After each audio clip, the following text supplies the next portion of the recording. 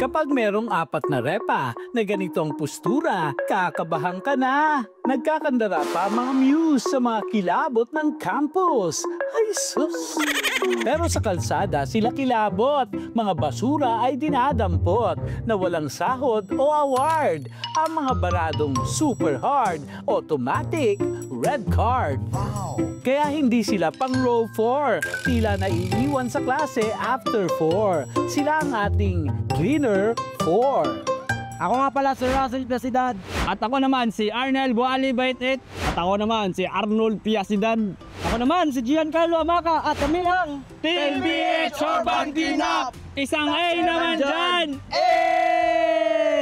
Tagal na po kami magkakaibigan. Simula pagbata pa. Boys at the Batman ng moda, nagsimula ang advokasya nang minsan silang tumambay sa mga basura ay Kasi pumunta kami doon sa Lions Beach, nagkakape, tapos ayun, nakita namin yung lugar, madumi. Kaya sinubukan namin na ano kaya kung ganito yung gawin natin, mag-content tayo na naglilinis. Kaya sinimulan po namin hanggang sa nagtuloy-tuloy na. Ika'y mapapa-elives dahil sila ay give na give. Kahit may kanya-kanyang trabaho, iiwas ang mga sir sa bisyo. Nasa puso ang serbisyo.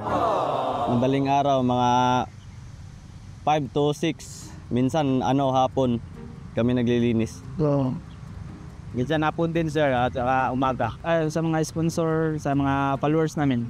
Donation nila tapos or kung wala, siyempre sa budget namin sarili. Mag-aambagan. Ambagan lang.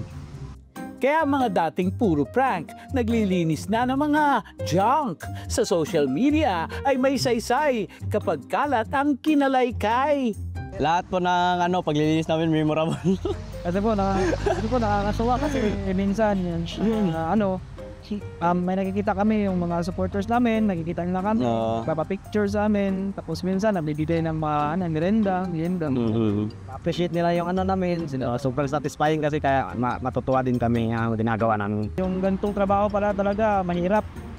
Kaya marami yung hindi gumagawa ng gantong trabaho kasi nga mahirap. Tapos madumi, risky pa talaga sa katawan. Sa sunod-sunod na pagbaha sa atin sana, hindi na-relief ang pababahain. Kanya-kanyang linis ng tapat at sa taong bayan ay maging tapat para wala nang magtitiis at laging magkukusang maglinis. Small action, big impact. Maliit na bagay pero malaking kabuluhan sa kalikasan. Kaya sa inyong 4, kami ay saludo. Nagwawalis din pala ang mga superhero.